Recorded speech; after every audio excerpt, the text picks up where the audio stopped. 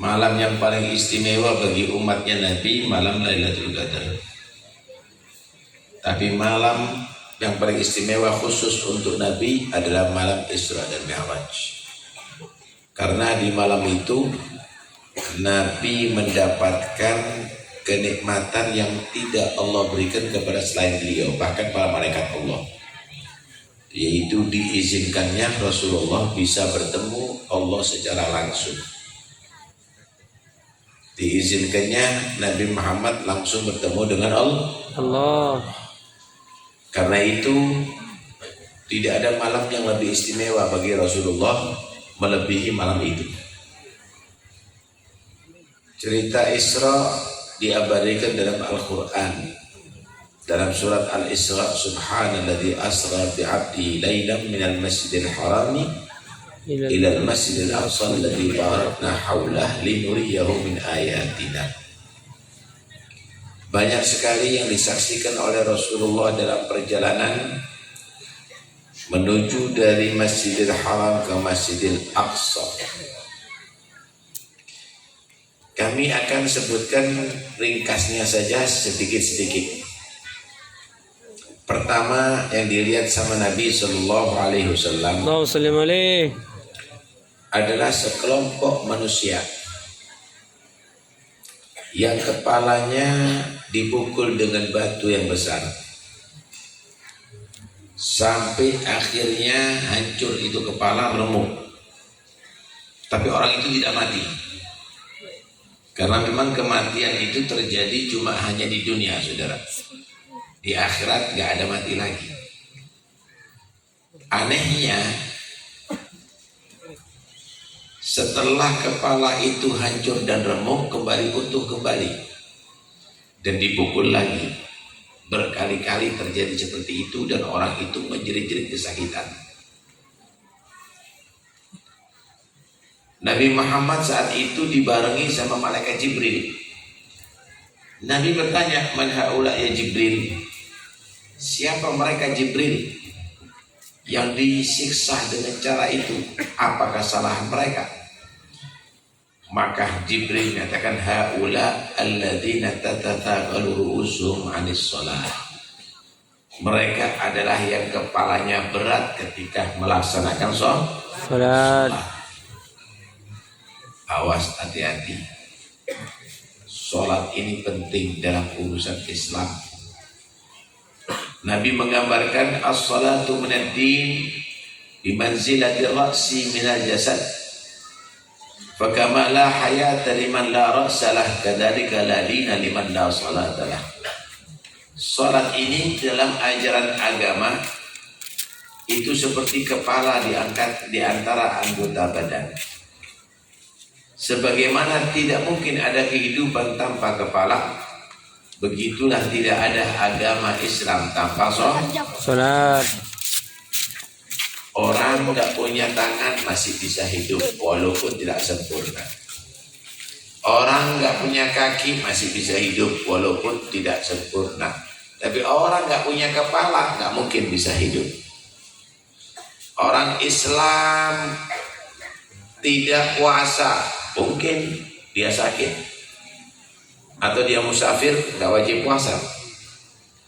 Orang Islam tidak zakat, ya memang zakat bagi orang yang punya duit mencapai nisab.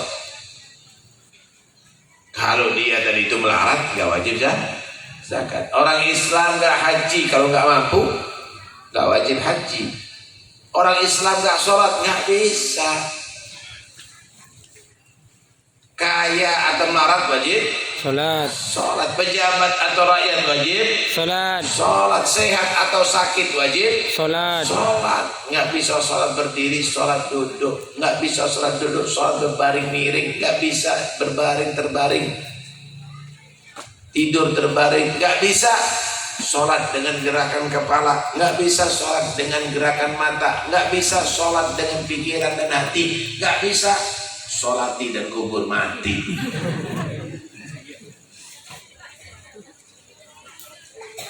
Dalam hadis yang lain Nabi sallallahu alaihi wasallam bersabda, "As-salatu imaduddin, faman aqamaha faqad aqamad-din, wa man tarakaha faqad hadamad-din." Salat ini tiangnya agama. Siapa yang memperkuat tiang berarti akan tegak agama. Siapa yang dia tadi itu merobohkan tiang berarti akan runtuh agama. Ini kursi ada berapa tiangnya? 4. Salah satunya nggak ada, ya saya numplek ada di sini. Ini ada jahe, ada apa ini? Minuman penyegar, ada air mineral.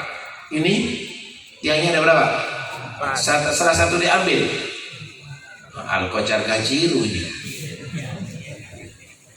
Anda senang maulid, alhamdulillah. Anda senang ziarah, alhamdulillah. Anda senang sholawatan, wah hebat semuanya. Tapi kalau sholatnya nggak kuat, sia-sia itu semuanya. Kocar kacir.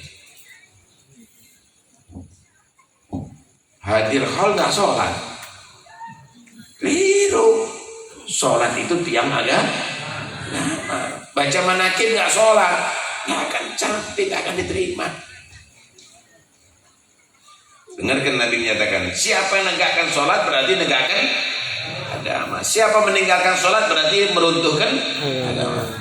Yang bisa meruntuhkan agama Islam bukan orang Yahudi atau Nasoro, nggak akan mungkin, nggak akan mampu.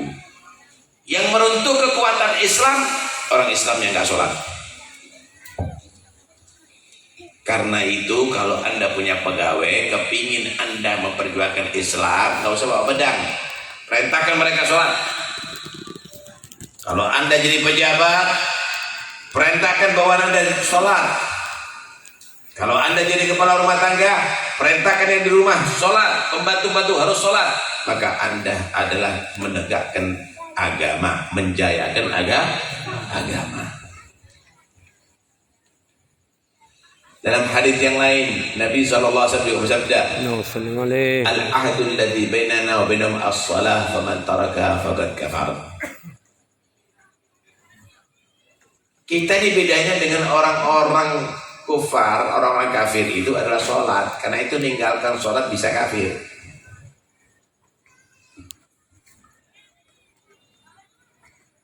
Sosial, bagi-bagi duit. Orang non-Islam, non-Muslim bisa banyak. Puasa, wah kalau ada di Bali itu nyepi itu puasanya itu lebih ekstrim. Kalau kita sahur masih ada buka, tapi kalau mereka 24 jam puasa dari makan minum, puasa daripada mobilnya suruh puasa, nggak boleh dipakai, listriknya puasa, ngomong nggak boleh, tokonya puasa tutup. Haji, orang fasik bisa haji, orang-orang koruptor itu Pak, orang-orang pencuri duit itu kalau kepingin lari kabur biasanya umroh. Dia biasanya haji umroh begitu. Itu bisa dilakukan oleh siapapun, tapi sholat nggak ada. Di Yahudi nggak ada sholat 5 waktu, di Nasoro nggak ada sholat 5 waktu, di Hindu, Buddha, Konghucu nggak ada sholat 5 waktu. Karena itu kalau ada orang Islam nggak sholat, berarti dia tadi itu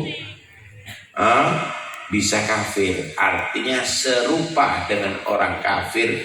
Kalau mengingkari kewajiban sholat berarti hukumnya kafir. Bahaya itu. Ini kekuatan Islam. Desa apa yang namanya? Isno. Ini masjidnya lumayan ya. Speakernya ada berapa ini? 6. Insya Allah. Belum salonnya nih. Salonnya ada 4, 10. Ini masyarakat sini ada yang non muslim nggak? Ada berapa persen? 2 orang, berarti 90% lebih umat Islam. hayya 'ala shalah, 2 kilo denger. Ya enggak? Tapi coba lihat yang masuk masjid. Speakernya 10, yang masuk 7, tua-tua mau mati semuanya.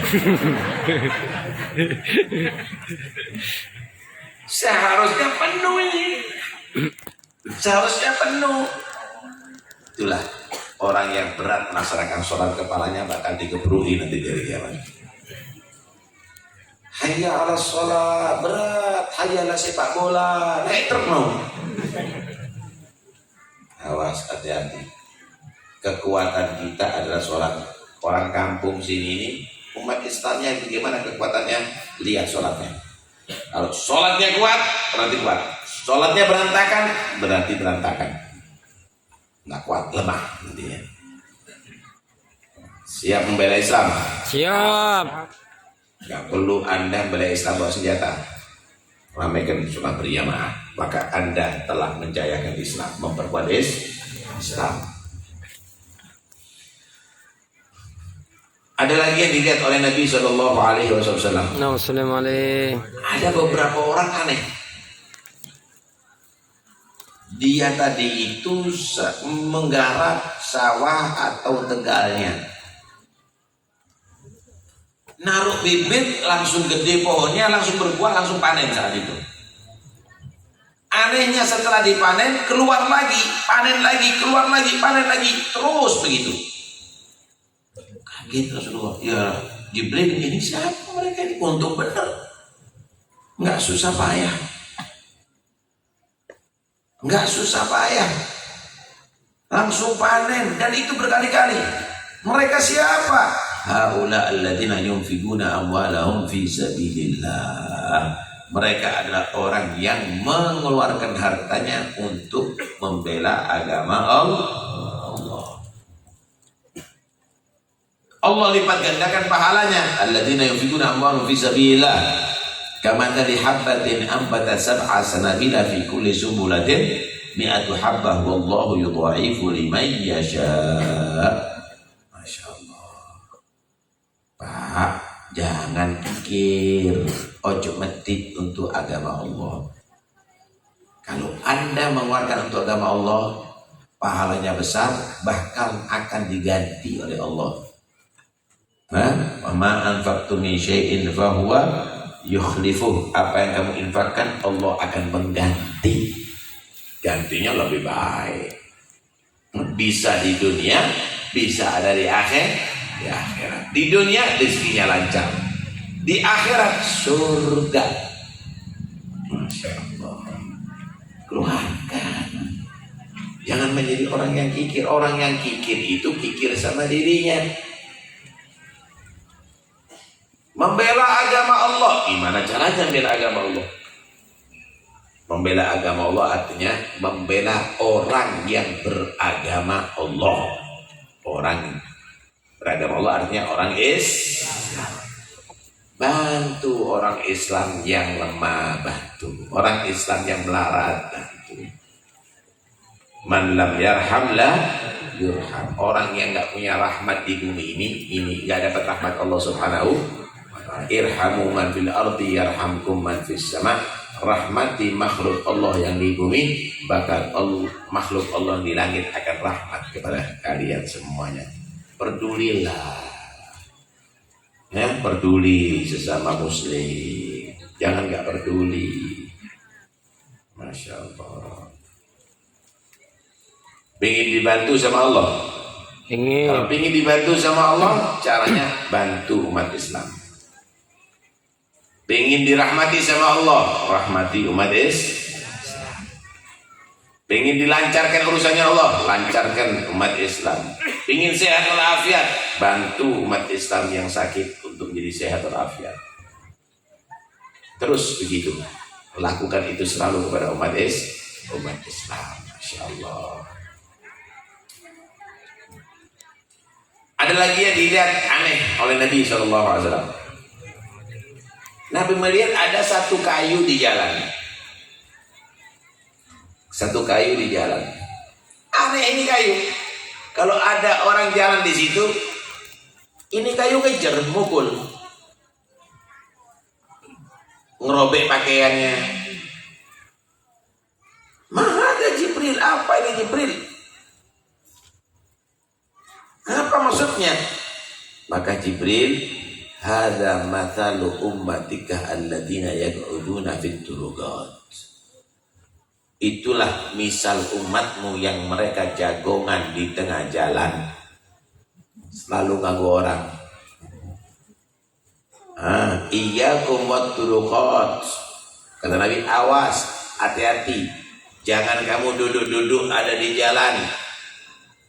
Para sahabat ditegur kaget, ya Rasulullah, malana buddun natahaddatsu fi.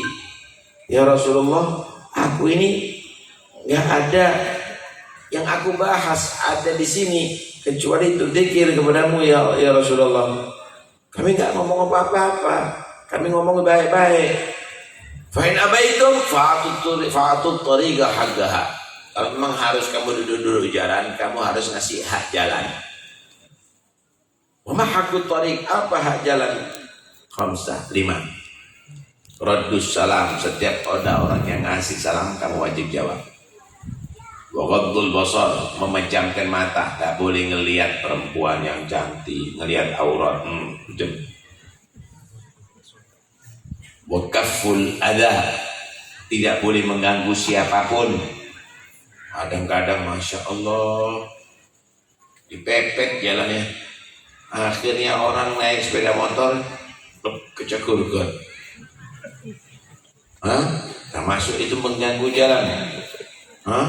Kemudian wa amrun bil ma'ruf, ngajak orang-orang berbuat baik, jangan orang baca Quran, jangan orang masuk ke masjid. Wa nahyun an munkar, dan mencegah daripada kemungkaran. Ini ada kepala desa, nggak ada? Pak Lurah ada? Nggak ada ya. Kalau ada, penting didengarkan. Jadi pemuda-pemuda di jalan itu ibarat kayu. Kayu itu diambil, bisa dimanfaatkan, bisa dibuat kursi, bisa dibuat meja. Itu pemuda-pemuda yang nganggur, suka main kartu, main sekak, ada jalan-jalan, panggil, dibimbing. Mereka itu adalah aset kita, didik supaya berakhlakul karimah, supaya mereka itu bermanfaat. Kalau nggak bisa, ya minimal berkayu bakar. Yobongan, artinya ya bisa kok jadi orang manfaat asal ada yang membimbing. Jangan dibiarkan. Kalau sudah duduk-duduk, apalagi perempuan jagongan, waduh, entar lagi katut yang enggak nanti. Ada lagi yang dilihat aneh oleh Nabi SAW. Nabi itu melihat ada beberapa orang telanjang, Pak. Hanya auratnya aja tertutup. Miskin. Dia korek-korek sampah, makan-makan yang kotor gitu. Ditanya, man haula, siapa mereka? Maka dijawab, haula alladziina yaknizuna adh-dhahab wal fiddah wa la yunfiquna fi sabilillah. Mereka orang-orang yang banyak menumpuk-numpuk harta tapi tidak menginfakkan hartanya untuk membela agama Allah. Rekeningnya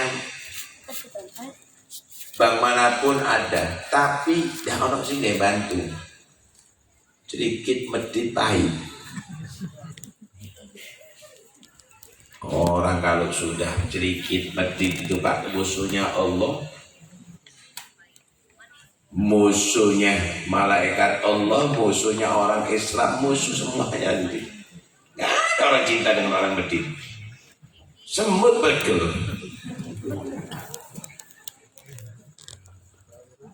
Karena itu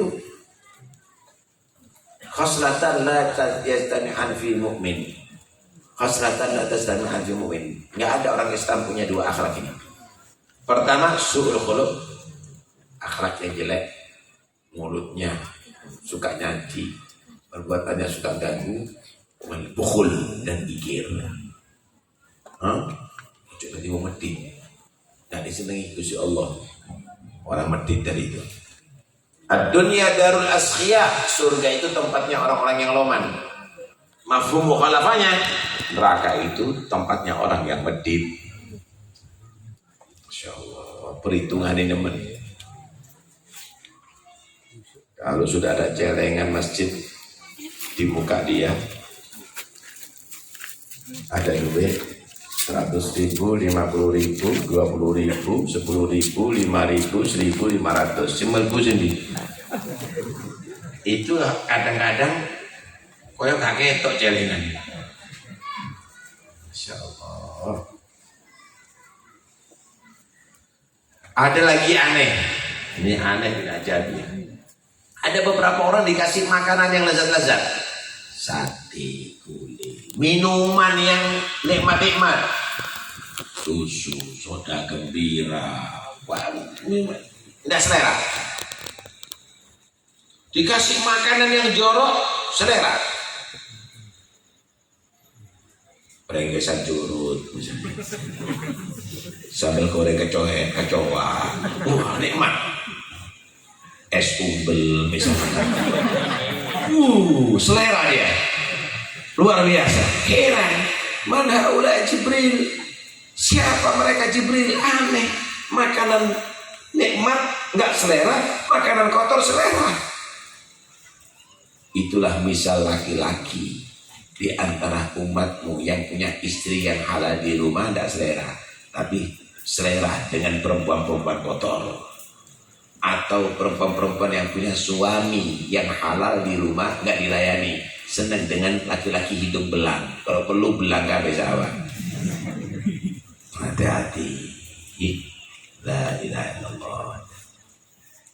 Perbuatan zina sama kawin itu sama, hubungan intim laki-laki dengan perempuan, tapi yang kawin bagus, diperintahkan. Yang zina kotor, innahu kana fahisyatan wa sa'a sabila, perbuatan kotor.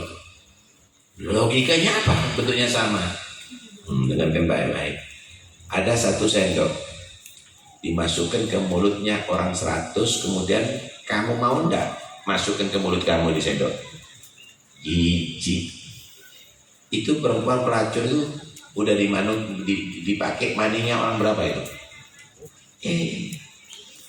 Orang sini ada ngantri ya dari situ. Nyonyo itu namanya. Gerangsang saudara. Tapi kalau itu sendok pribadi berkali-kali nggak ada masalah. Kenapa? Sendok khusus, istri kamu khusus untuk kamu, suami kamu khusus untuk istrinya. Karena itu berhubungan intim adalah bagus. Tapi kalau dengan yang tidak halal itu adalah jalan yang salah, menjijikkan. Naudzubillah min dzalik. Di akhir zaman ini pelacuran itu rupanya jadi hal yang biasa. Naudzubillah. Jadi hal biasa. Ada satu hadis begini. La taqumu sa'at hatta yurfa'a fihi al-ilm wa yadhharu fihi al-jahl wa yushrab al-khamru wa yadhharu az-zina. Tidak akan terjadi kiamat sehingga ilmu diangkat oleh Allah dan kebodohan nampak. Kebodohan itu bukan orang nggak ngerti nahu atau nggak bisa baca kitab. Kebodohan itu ngerti tapi ngelanggar. Nih, ada kabel listrik, ada tulisan awas listrik tegangan tinggi, ada gambar tengkorak. Kalau dipegang sama orang buta mati, wajar apa nggak wajar? Dipegang anak kecil mati, wajar apa nggak wajar? Wajar. Dipegang orang gila mati, wajar apa nggak wajar? Ini pinter profesor nih. Wah, tahu listrik tekanan tinggi. Gambar tengkorak dipegang mati. Yang goblok yang mana ya? Yang bodoh yang mana? Yang keempat ini. Lah nanti akan muncul di akhir zaman. Ilmu diangkat, berkahnya ilmu diangkat, rohnya ilmu diangkat, nurnya ilmu diangkat. Nampak kebodohan. Walaupun yang pinter ngaji, omongannya seperti orang bodoh, cerita burno. Omongannya seperti orang bodoh, akhlaknya seperti orang yang nggak berilmu. nampak kebodohan di mana-mana, di masjid, di mimbar, di mana-mana nampak kebodohan di mana-mana. Khamr diminum di mana-mana, nggak tahu malu. Hah? Di depot-depot di mana-mana jualan khamr, menjadi minuman seperti biasa. Perzinaan nampak ada di mana-mana. Kalau dulu mau zina itu nunggu tempat yang sepi, kemudian malu mau berbuat zina tadi itu. Kan sekarang Masya Allah ngedang di pinggir jalan. La ilaha illallah. Karena itu awas, hati-hati dengan perbuatan itu semuanya. Alhasil banyak yang dilihat oleh Nabi Sallallahu Alaihi Wasallam. Saya akan terangkan yang terakhir sudah, dia nggak panjang-panjang. Ada Nabi melalui satu tempat baunya wangi luar biasa. Padahal nggak ada pabrik minyak, nggak ada penjual minyak, tapi wangi. Jibril, ini bawa apa? Mararta al-an bigobri masitati ibnati fir'aun wa ahliha. Wahai Rasulullah, bau wangi ini karena Anda melewati kuburan tukang sisir perempuan Fir'aun dan keluarganya. Jadi Fir'aun itu punya anak perempuan. Fir'aun ini punya satu perempuan untuk bagian menyisir, tapi beriman sama Nabi Musa cuma disembunyikan karena saat itu bahaya. Orang beriman Nabi sama Nabi Musa harus mati. Lah ini agak lata orangnya. Misir ini pas sisirnya tadi itu lepas dari tangannya, jatuh. Lah latanya itu Bismillah ta'isa Fir'aun, Bismillah celaka Fir'aun. Akhirnya kaget anaknya. Ngomong apa tadi? Kok nyebut Allah, kok nyebut Fir'aun? Siapa Allah?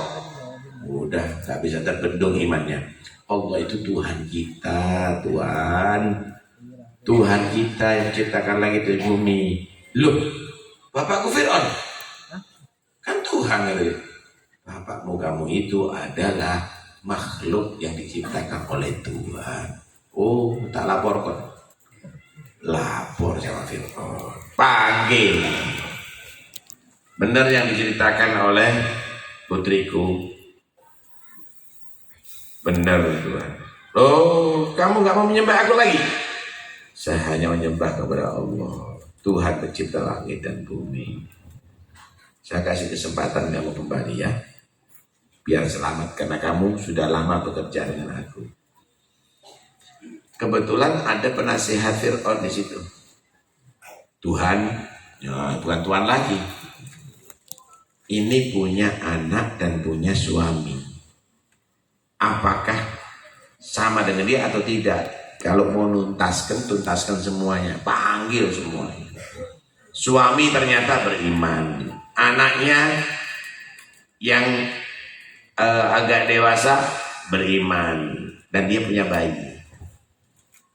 Akhirnya Fir'aun menyatakan, udah nggak ada yang kembali. Ya udah, dibawakan enceng yang besar, dikasih air, digodok. Pas lagi umek, anaknya dulu. Anaknya ambil, lemparkan situ. Lemparkan, menjerit-jerit, anaknya sakit. Orang tuanya, bapak dan ibunya menyaksikan itu. Sampai suara yang kencang melemah, sampai tidak ada, mati. Masya Allah. Gimana? Mau berubah? Kata dia, kami tidak akan berubah. Suaminya dan dia lempar ke situ sampai mati. Tinggal itu perempuan sama bayinya. Gimana Bu, berubah? Bingung dia. Ini bawa bayi. Ini gimana ini? Anak ini baru hidup nih. Maka dengan izin Allah, anaknya itu berkata, ya Ummah, Ga'i, wala tataga'asi fa innaki 'alal haq, ay irmi nafsaki wala tataraddadi fa innaki 'alal haq. Wahai ibu, lemparkan diri kamu, lemparkan diri kamu, jangan Anda maju mundur lagi, kamu dalam hak. Jangan Anda masuk surga, engkau tinggalkan aku dalam cengkraman Fir'aun. Masuk sama anaknya.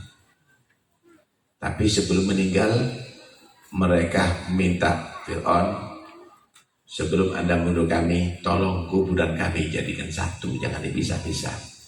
Oh, yang penting mati, kata Fir'aun. Tapi bagaimana nilai iman daripada keluarga itu semuanya? Ketika Nabi diisrakan, dikasih tanda khusus bau wangian yang semerbak, yang luar biasa. Mudah-mudahan Allah berikan kepada kita iman yang sempurna, dan sampai akhir hayat kita dalam keadaan iman. Amin Allahumma amin. Wassallallahu ala sayyidina Muhammad wa alihi wasallam. Alhamdulillah rabbil alamin. Wassalamualaikum warahmatullahi wabarakatuh. Waalaikumsalam.